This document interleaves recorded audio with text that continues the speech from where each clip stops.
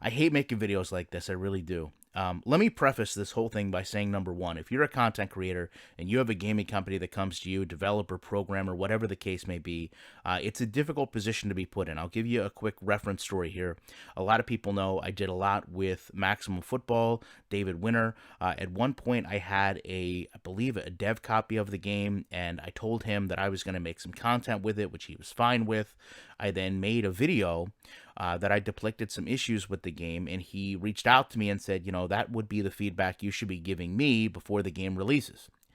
And I said, well, those are things that probably shouldn't be in the game when it releases. And, to be fair, it was a very odd conversation, right? I obviously didn't have any intention of, frustrating him or degrading his product when I made the video, but it was clear that, he took that in a negative way. And to be honest with you, I'm not sure me and David spoke too much after that conversation, and I feel comfortable saying that now because he's no longer in the space to make games. But saying that before now probably would have been unjust to him.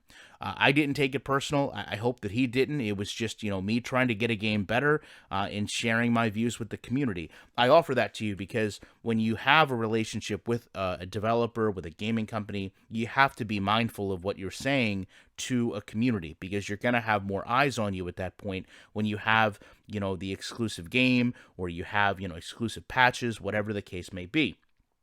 Blaming yourself is never the proper route, in my opinion. When you blame yourself, you open yourself to a whole host of issues. For example, another quick sidebar with Madden. When you blame yourself, you start to get into, why can't I have enough time in the pocket? Well, there must be an issue with the blitzing. Well, let's start nano detection. And then you have a company that'll inadvertently start building a game around the flaws you see versus just replicating the sport. I think Madden would be in a lot better place if they just gave you the tools that football teams have. Each team gets to do whatever they need to counter the other team, and then you actually play a game of football. Instead, you're looking at all these different aspects of, this player has this, feature and option and X factor and superstar. It doesn't boil down to football. So, with that said, okay, obviously, if you guys don't know my background in racing, go to my Twitter. I will tell you that I was, to my knowledge, the only American that raced with Jacques Villeneuve in his personal, R-Factor league. R-Factor was great for modding, obviously a lot of open wheel stuff. I was there when they worked on a lot of the code for those leagues, obviously did a lot of racing with him and had an understanding from a driver, a world-class driver's perspective of what goes into a racing game and how a racing game differs from real world. Right, I then had the opportunity to work with a lot of ARCA teams while the Sim Factory was making its ARCA racing game from R-Factor. And that, caused a lot of exchanges between me and that team. I still don't like any of those people. If you're watching my video, you still ruined a great opportunity to build a game by being dishonest, but whatever. We would take our team setups at the time, plug them into the game, and get zero results that were to be expected. After having NASCAR Racing 2003, where we could take some of our team setups, I remember we weren't going to Rockingham anymore. We used our Rockingham setups in the game, and it reacted similar, not exact, to what it should. So I offer all of that to you because this is an R-Factor mod. I know enough from the NASCAR Heat franchise guys that I don't want anything to deal with this company, but when I see things like this, I let this go for about a week and was like, maybe we need to talk about this. So going and taking a look at what happens here, right? This is Martinsville. Important to understand there's a different transition here from asphalt to concrete if you're not aware of the game. This is a slow, flat track, so you don't have a lot of force exhibited. You can spin cars when they unload, but it's not really common. So you take a look here. William Byron is on the right rear of the user. This is a situation where you really wouldn't have, unless there was a lot of hard turn by Byron, this issue. You would almost have Byron's car stepping out because he's putting so much force onto the right rear of the 2 car. But instead what happens is, he just spins him out, turns him back on, and he says, the AI is going into my right rear, right? And proceeds to basically say it's not my fault. Okay, which is true, right? However, you have to understand that the AI should be programmed to not do this long before now. This is a simplistic thing. When you're making a video and you say something like, the contact system with the AI right? That doesn't make a lot of sense, right? There's really not a contact system with the AI. When he excuses this as, I just have to be patient, right? If I'm patient going through the pack, things like that won't happen. Yes, you're 100% correct when you say that. But when you're trying to assess why you can't get 8 laps into a 25-lap race without wrecking, the fault doesn't come back to the contact system with the AI is that I just need to be patient and therefore this is realistic. And in a nutshell, that's what he said. The issue is the game should be smart enough that the AI does not drive into you, and the car should have enough weight to it that when it happens, you don't completely spin. Which brings me to the final point of this video. One of the big hurdles that always existed with rFactor is a lot of the grip programming was done off the right rear tire, which is why it really struggled to simulate stock car racing, because a lot of times in stock car racing, you drive the car off the right rear.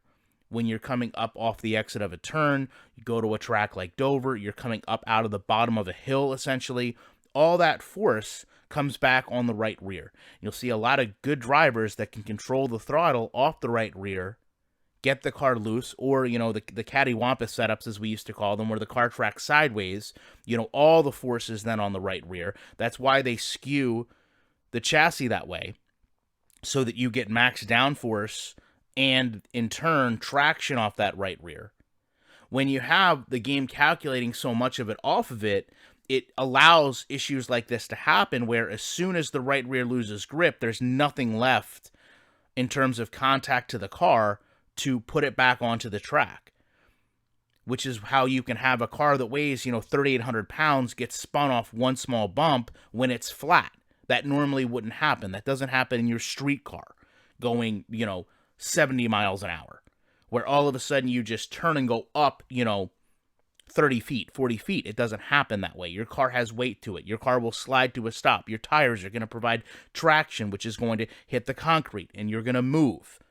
And it's going to stop you before it happens. That's how physics work. That's how racing works. But you have to be honest with yourself. You have to be honest with the customer. You have to be honest with these game developers, and you can't excuse every game's issue away as, that was my fault. Wish this guy all the best. I wish this game all the best. I wish there was a racing game that I couldn't sit here and mock. But at the same time, this game never should have came out the way it did. I want you to watch his video, and I want you to understand that this isn't about his channel, my channel, NASCAR. This is more than that. This is about content creator. This is about game designer and game company and you.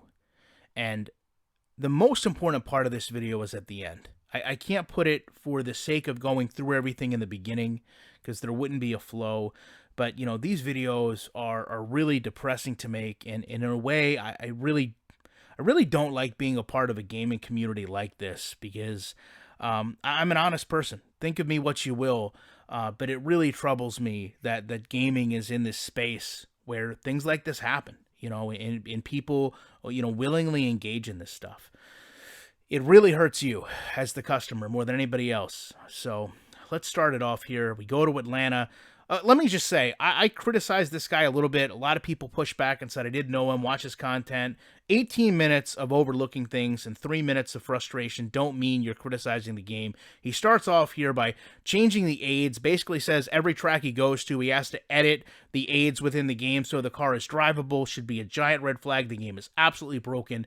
And then this, to me, is just mind-boggling, right? This is a content creator, any realm, saying, I could go longer on fuel, but I'm going to force myself down pit lane for content. I'm going to pit with the cars when I don't have to, because I need to make something that's compelling for you to watch. No, we're not here for that. We're here to help games get better, and you can't work around everything for a viewer, because then they don't know the game is broken.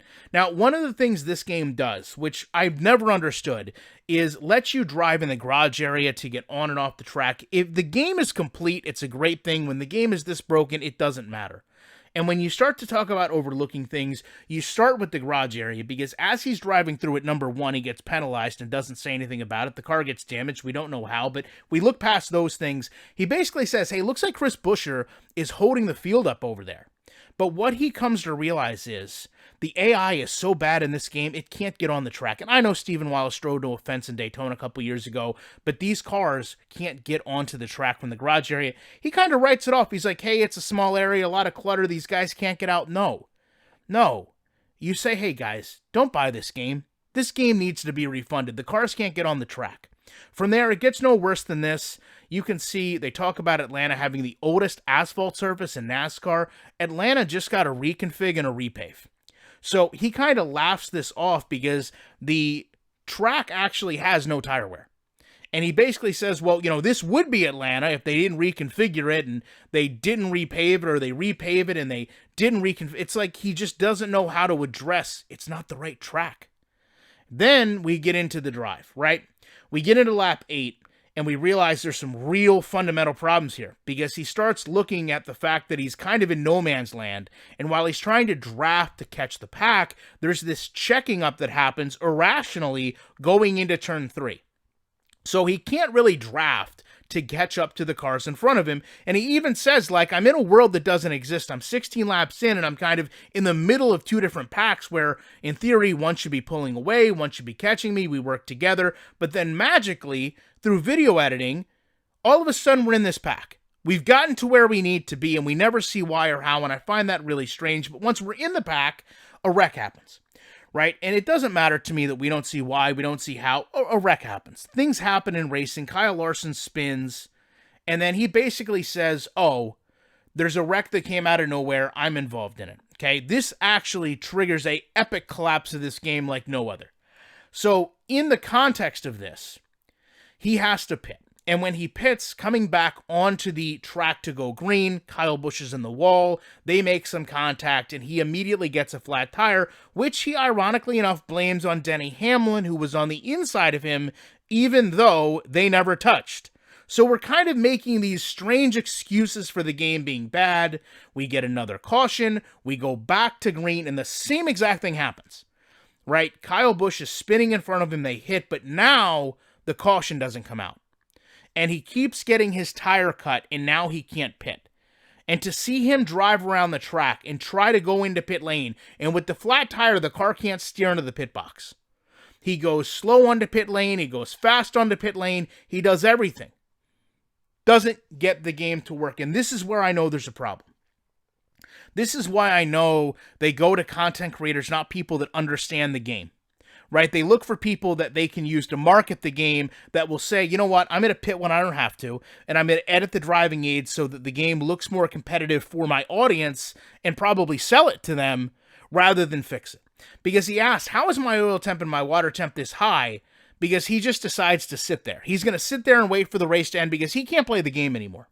Well, the reason it is because RealRadman, the game code, is actually pretty good when it comes down to engine diagnostics. And in NASCAR, you don't have an electric fan, you have a manual fan. And the engine will overheat, sometimes even under caution when there's no air going to it. So that answers your question. And then we get to this moment right here. This is the moment that myself, as a content creator, that will never be dependent on YouTube for my income. I really don't like seeing, because you just had somebody spend 40 laps of a horrible game, a pre-race, a track that isn't right, driving aids that don't work, AI that is illogical to the point it doesn't know when to pit, how to drive, how to draft, how to even get out of the garage. And for the last 8 minutes, his frustration is not, I have this game you guys paid for that I got for free, and it's so broken that I can't even play it. This is my full-time job right now, to play this game. And this game is so bad that I can't play it and make money on my YouTube channel. Where is the compassion for the people that bought this game? That can't make a dime on this game. That if everything had went according to plan, you could have possibly helped sell copies of by modifying driving aids, by modifying how you drive the game to make it look funner than it is. You know, the only thing that really needs to be said about this game is, number one, there needs to be an absolute apology. And I don't mean just a tweet. I mean a refund to the people that bought this game. This game is an embarrassment to gaming. This game was not ready to be released. This game was not ready to be sold. This game was not ready to be free. When you have content creators whose reputations are being damaged by trying to promote this game and they can't do it. And as I said earlier, 25 minutes of overlooking issues and then 3 minutes of being mad because this is your full-time job and you don't feel you can do it anymore because of how bad the game is, that says a lot. You know, a lot of people go and they talk about my relationship with Access Football. I've long said Access Football from a gameplay standpoint, not there. But I've done 10 hours of franchise gaming with Access Football on my channel because I'm a franchise gamer. The franchise works fine. The on-field game is an issue, but franchise works great. This game has neither. So, as I said, man, go watch this guy's channel. Go watch this video. I'll put a link down there. You know, don't discourage him. You know, don't insult him. But be really aware when you're watching content creators that get games early, you really don't know what they're showing you. And I've never seen a video so edited, and I've never seen a creator so blatant about what they're doing to make the game look better than it is. And then at the end, almost kind of get caught in that trap and be frustrated because now they know they can't make money off the product and really not show any remorse for the people that spent $60 on it. Now, this is amazing to me. This is incredible. I did a video earlier today where I talked about this moment right here where RealRadman, who is a self-proclaimed NASCAR creator, doesn't understand why the car is overheating when it's sitting still, right? And this is feedback he's providing in the video to the game developers as errors, issues that need to be resolved. And I bring it up and say, this is actually what should be happening. If the car is not moving, it will not cool itself. There's not a thermostat. There's not an electric fan. It's a manual fan. Anyone in racing knows this. So I'm going to show this beginning, or really the end of the DM that he sent me, and says that I can make this public. I just have to add context, and I will add context. And that I will continue to make negative content and be miserable. You know, this is the reality. In life, you can't look up to people you know online, myself included, because you don't know these people, right? This guy comes out and projects himself as this positive, friendly, happy guy. Well, let me tell you, I'm going to show you one of them. Let me tell you about the vile DMs this guy sent me, the threatening, the harassing DMs. So what's super intriguing about this is, if you actually look, April 25th of 2019, I reached out to him. Right? Because I was actually kind of taken back. My DMs on Twitter are not open. I didn't know how he reached out to me. But you can see I reached out to him, 2 years ago, almost 3 years ago, when he needed help as a creator. You can't make this up. You really can't make this up. I reached out to him when he was worried about his channel being demonetized. And I talked to him about a friend of mine that was having an issue and offered to help him. He doesn't respond. But tonight, after I do this video, I don't even know that he watched it. He does this. I've been invited to races since 2017. It's never influenced my thoughts of any of the games, which I'll question. It's very difficult to say when you get invited to things or you're given things that it doesn't influence you. If I did any research, I would know that he's not on a payroll, anything like that, that this is what creators do, and that's the benefits that come from it. Like, I'm not a creator. I haven't had any of these benefits. I'm telling you, as a creator, I've seen people who do have their opinions skewed by gifts, giveaways, trips, and all these things. And then he says, accuse me of this one more time, and there'll be something more serious than just a DM. Like, I'm a 14-year-old kid, right? Like, I'm going to be intimidated by this guy. Like, I'm going to be bullied. Like, I'm not going to make content that I want to make because of this guy. Get out of here. Like, who does anyone think they are acting like this? Then he goes on his Twitter and he says that I attack his character. I make false accusations. I accuse him of being on a payroll. And then I play the victim. What's insane to me is someone go back to that video and point out where I attack his character, where I make false accusations, where I accuse him of being on a payroll. And then obviously we go down the same path of I must be miserable. I must be sad. I'm pathetic. Let me explain a real quick life lesson to you guys. Right? This is some $1 million game, as my buddy Garage Gym Homie would say. When you're wrong about something, okay? When you make a mistake and someone shows you that you're wrong, the worst thing you can do is be defensive. The worst thing you can do is slam a door in their face. Because it shows your own insecurities. It shows your own vulnerabilities. It shows your inability to want to be responsible. Right?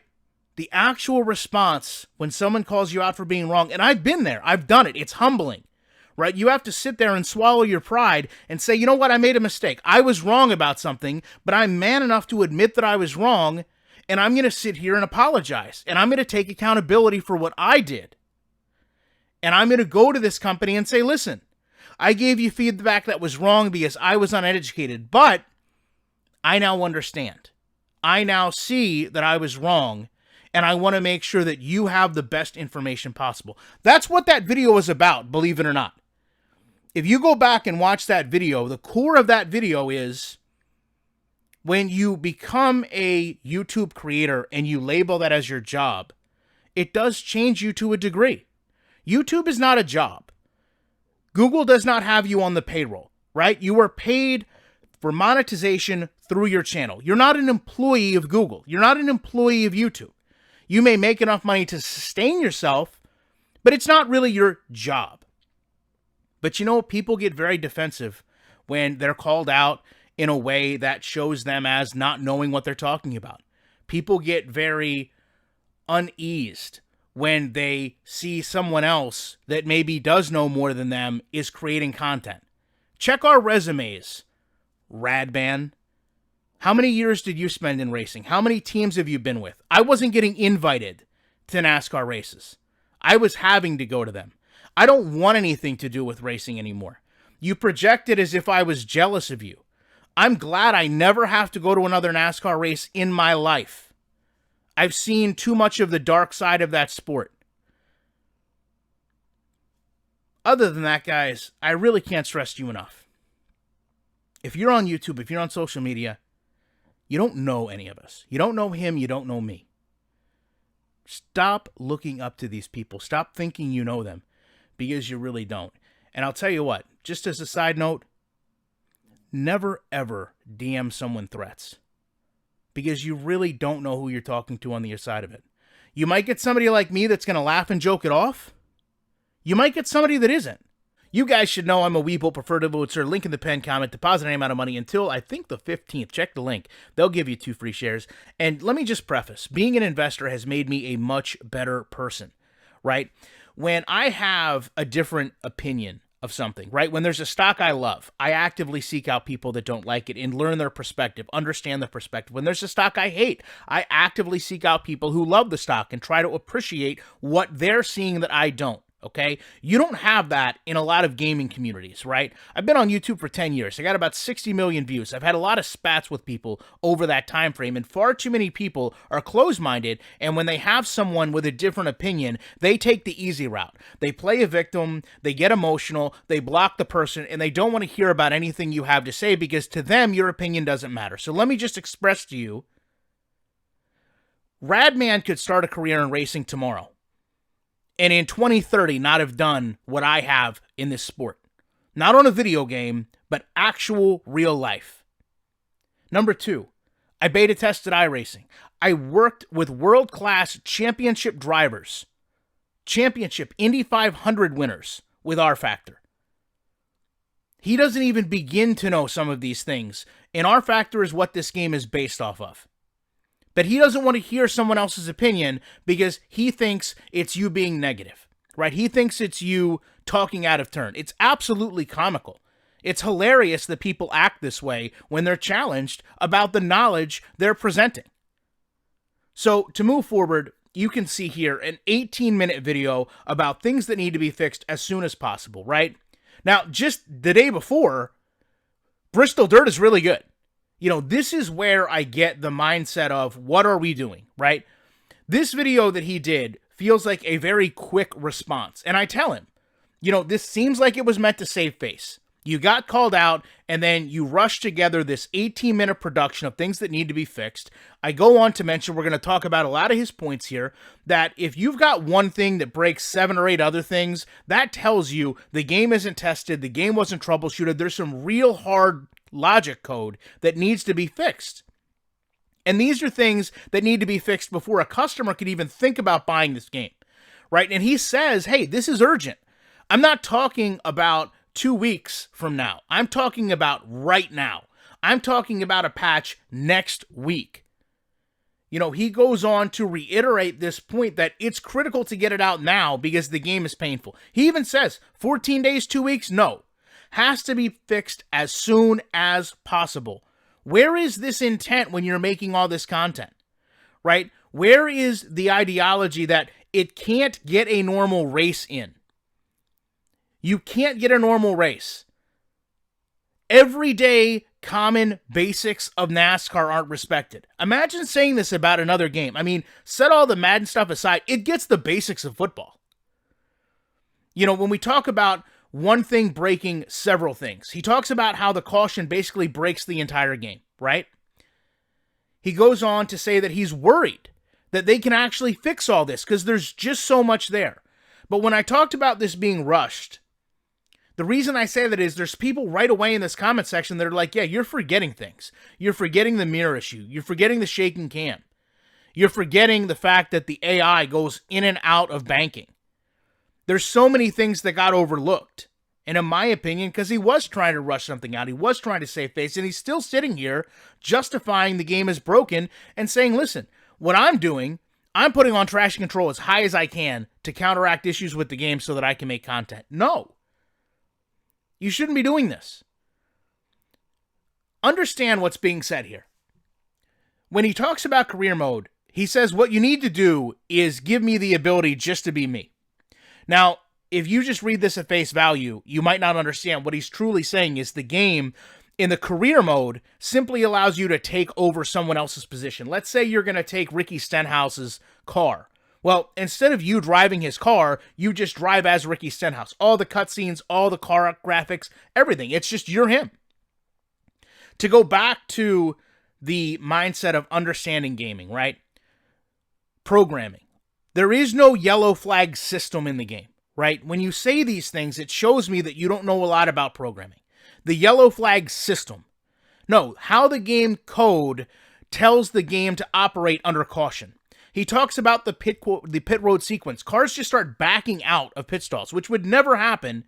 He talks about how you can have 20 car wrecks and there won't be a caution.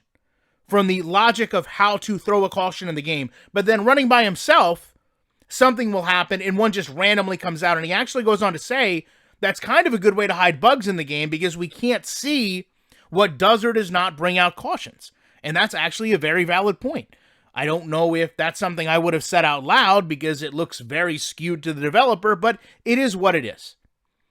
He talks about the game we talked at length about in Atlanta where, basically he couldn't play the game. It got so broken, he couldn't pit, he had to sit there, the car overheated, and that was it. And he couldn't make money with the game. That was the last thing in that video. Now, the last part of this, to go back to my original point, when you don't fully understand, right? When you haven't done what other people have done. It's not your fault, right? It's not your fault that you haven't sat there and done these things.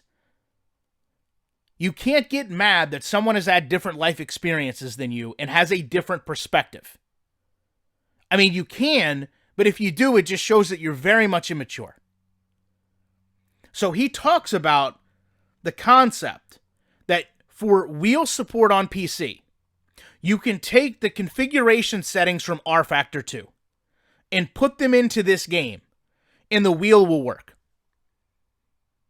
I want you to understand what he's saying. He is saying that you can take files from another game that this game is modded from, essentially. And if you take those files, if you've got that game, you can pull them into this new game that is essentially just the ultimate copy and paste, except they broke a lot of things pasting. You can pull files from rFactor 2 into this game, and that might be a good workaround. That might fix your problem. I don't know if you're going to find somebody more critical of Madden on Earth than me. But let me explain to you, if you got this far and you haven't figured it out. Madden is light years past how broken this is. This is, to get back to the original video, absolutely inexcusable for a game to release in a condition that it's in. When you have someone that at least is aligned in some way with these developers, they have to have the utmost understanding of racing, of logic, of programming, and what the game is derived from. Because if you don't, this is never going to get fixed. I'm not going to be the one to do it. I don't care enough. But when you have somebody coming out and saying, the game just can't do everyday NASCAR things. It literally cannot go from green flag to checkered flag if there's a yellow flag in the middle. Had a video up yesterday, showed another user trying to play this game, completely inexplicable in how the game reacts. And this is not even talking about, not even brushing the surface of logic for racing. Cars passing each other, how to pass each other, how much room to give, how aggressive to be, how not aggressive to be for certain drivers. We're just trying to get the game to start and finish. And you're telling me that you're going to stand behind this product being released and you're going to criticize anyone that says anything about you or this product unless you personally think it is an attack against you? This game has so far to come. So far to come. I don't even know that it can be fixed.